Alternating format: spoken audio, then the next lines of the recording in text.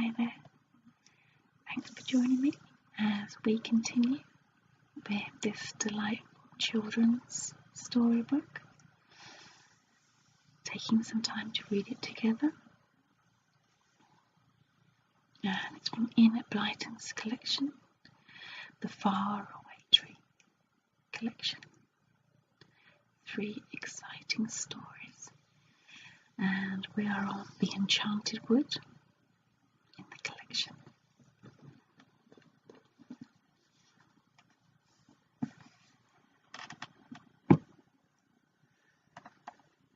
If you've missed any of the chapters, you can find them on my channel.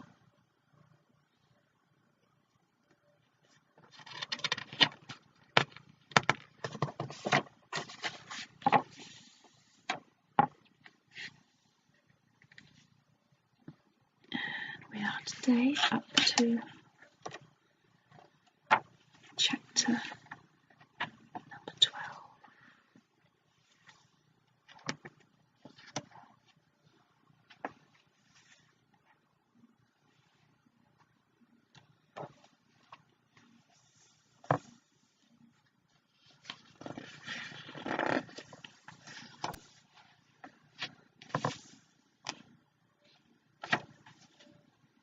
We left it with the bears coming down the chimney.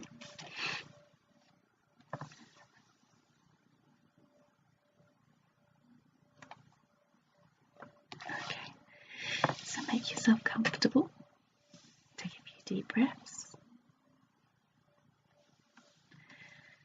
And we can continue.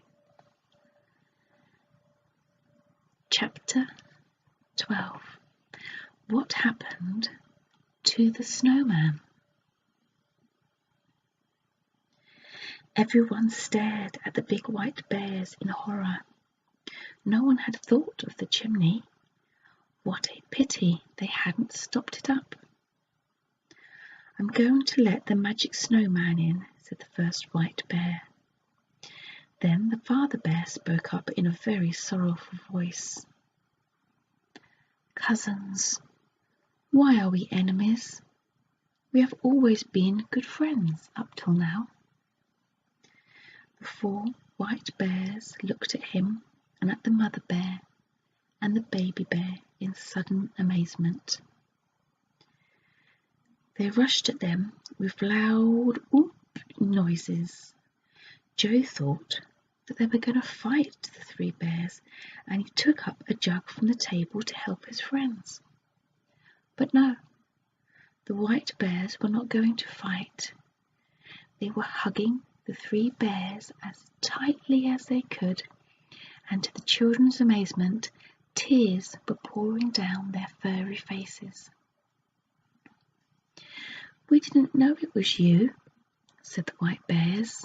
Why, cousins, we would never have fought you if only we had known you were the 3 bears that we love so much. There, there, said the mother bear, wiping the tears of the white bear off her fur. It's all right, but for goodness sake tell the other bears we're friends. We don't want the front door battered down. Moonface opened the door and yelled out of it, Bears, it's all right. This is the cottage of your cousins, the 3 bears. We're friends. But the white bears didn't answer or come in. Instead, a big white shape came up and squeezed through the door. The magic snowman. A chill fell over the little room. The white bears were frightened of him, for he was their master. He shut the door and glared at everyone out of his stone eyes. So even my own bears had gone over to the enemy, he said. Uh-oh, what will you say if I turn you into ice and snow? Everyone. Nobody said anything. But to Bess's surprise, Moonface shut the door and then went to the fire. He piled on 3 great logs and winked at Bessie. The snowman took up a white bear by the scruff of the neck and shook him. "So you found your voices, did you?" he said. "Didn't I tell you that you were only to say oomph and not speak a word to anyone? I won't have bears that talk." He picked up another white bear and shook him. "So you are friends with my enemies, are you?" he said. The room became very hot. Joe took off his coat, and so did the others. Moonface slyly put on another log.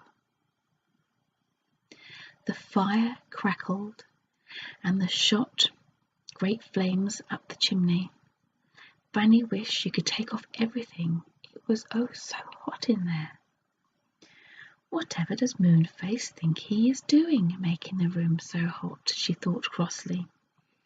But just as she was about to tell him to put the guard around the fire, he winked at her, and she said nothing. Moonface had some queer plan that he was trying to carry out. The snowman went on and on, grumbling and threatening. Everyone listened and said nothing. Moonface poked the fire and it blazed up even higher. "Now this is what I'm going to do," said the magic snowman. "I'm going to take this nice little cottage for my own, and I shall live here. All of you others can live in a snow house and freeze for all I care.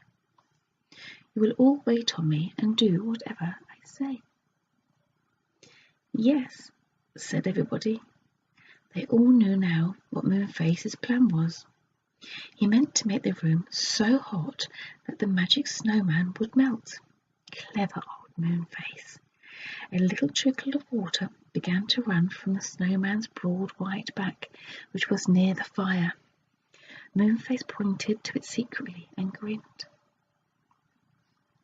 Fanny thought Moonface's beaming face looked so funny that she began to giggle. She really couldn't help it. Goldilocks giggled too, and stuffed her handkerchief into her small mouth. The baby bear gave a high squeak of a giggle, and then wept bitterly because the snowman cuffed him. "How dare you laugh?" shouted the snowman angrily. "Outside, all of you, outside. This is my cottage now, and not one of you shall stay here." They all crowded outside except Moonface, who crouched behind a big chair, determined not to leave the fire in case it burnt low. Outside it was bitterly cold, and the white bears quickly dug up the snow and made a high wall to shelter the others from the wind. They crouched there, cuddling close to one another for warmth. The big white bears wrapped their furry arms around the children and warmed them beautifully. Joe thought they were very kind indeed. They waited, and they waited, and they waited. They could see the smoke pouring from the chimney of the cottage, and they knew that Moonface must be keeping up the fire. The bears oomphed every now and again, and the children whispered to one another. Then suddenly the door of the cottage was flung open, and Moonface stood there, his big face beaming like a full moon. "You can come back now," he shouted. "It's quite safe." They all crowded back to the cottage. Joe looked for the snowman, but he was gone. There was nothing to show that he had been there except a very large puddle of water. "He melted very quickly," said Moonface. "He may have been very magic and very powerful, but it was just made of snow after all, so he melted like a real snowman on a sunny morning." The polar bears oomphed with delight. They had hated being the servants of the snowman. "We'll say goodbye to you now," they said to the three bears. "This cottage is cosy, but it's too hot for us. Come and see us again whenever you like. Goodbye." Everyone hugged them goodbye, and Joe felt quite sad to see them go.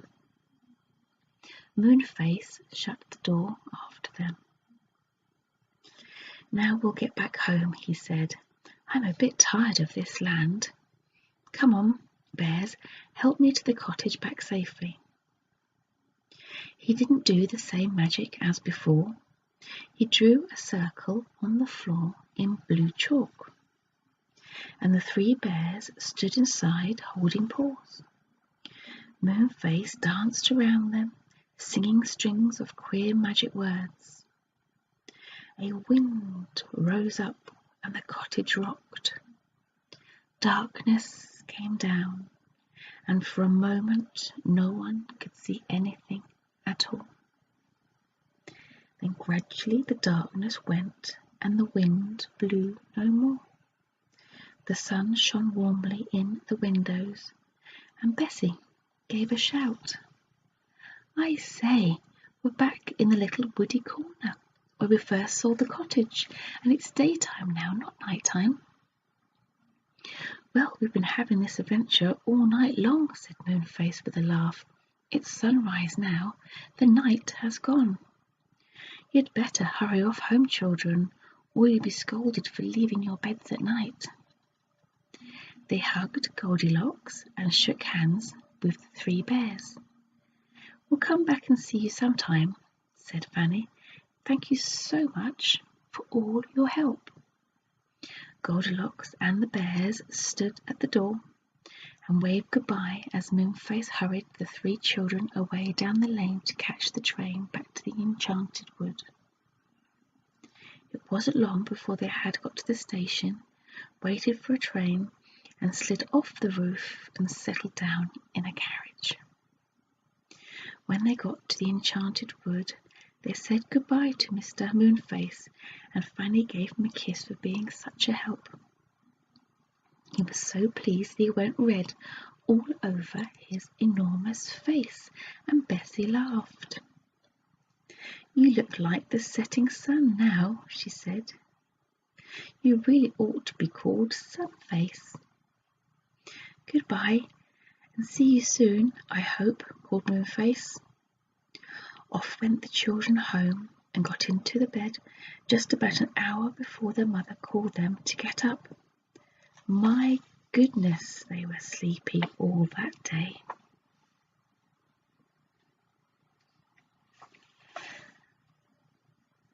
Thanks for joining me for that chapter. I hope you enjoyed it. You want to make sure you don't miss any of the next chapters, please subscribe to my channel. And if you like this video, please like it below. And I hope you can join me as we continue with the Enchanted Wood, the Faraway Tree Collection by Enid Blyton, as we go on to chapter 13. And this one is called Moonface Gets into Trouble.